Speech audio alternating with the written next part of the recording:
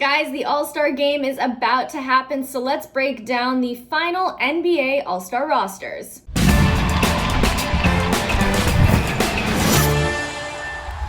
Hey guys, it's Devin Howard. If you want to follow me on Instagram, you can find me there as @DevinHoward. Double check that you've subscribed to the Fumble, tap the bell for notifications, and don't forget to hit the thumbs up button. The All-Star Game has been a point of contention for a lot of NBA athletes. At the start of the season, teams were under the impression that there wouldn't be an All-Star Game, thanks to the pandemic and the already shortened game schedule.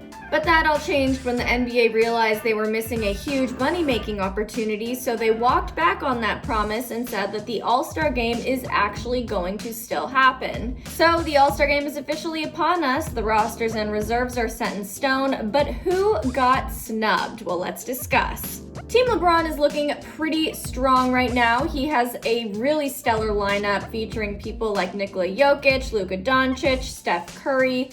He's going to be in good shape. On Team Durant, we have Kawhi Leonard, Kyrie Irving, Joel Embiid, Jason Tatum, Bradley Beal, with D-Book, Julius Randle, Nikola Vucevic, James Harden, Zach LaVine, Zion, and Donovan Mitchell as reserves. It is also worth noting that CJ McCollum, Christian Wood, and Jimmy Butler would all either be All-Stars or All-Star snubs, but they haven't been able to suit up in enough games to qualify due to injuries and coronavirus-related absences. So these are the snubs that we should be talking about. Mike Conley truly deserved an All-Star nod. He hasn't ever made an All-Star team in his career. He's 33 years old, so this was probably his last best chance to make a team.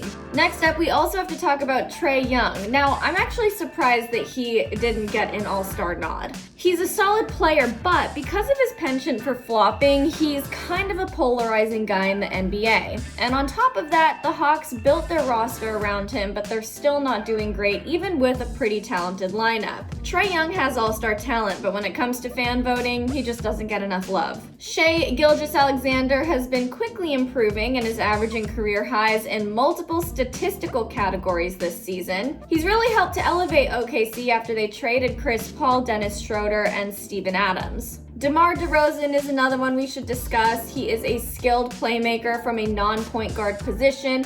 He's averaging a career-high 6.9 assists per game to go along with 19.8 points per game, 5 rebounds, and a player efficiency rating of 21.7. On defense, there's room for improvement, but what he brings to the table offensively certainly makes up for that. Tobias Harris was looked over when it came to All-Star selections. He's having a career year as one of the Sixers' primary scorers, so it's surprising he wasn't picked for the game. I think it has a lot to do with the fact that he'd have to supplant Julius Randle or Ben Simmons.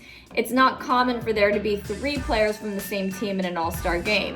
Brandon Ingram was named Most Improved Player of the Year last year, and he's been able to maintain his same stat line. He's an All-Star level player, but just doesn't seem to bring enough to the table on both ends of the court. It's tough to see deserving players not get an All-Star nod, but with so many talented athletes in the league and so few spots available for the All-Star game, it's hard to make every fan happy.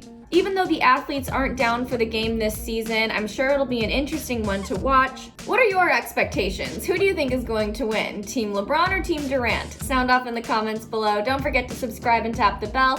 I'm Devin Howard for the Fumble, and I'll see you guys later.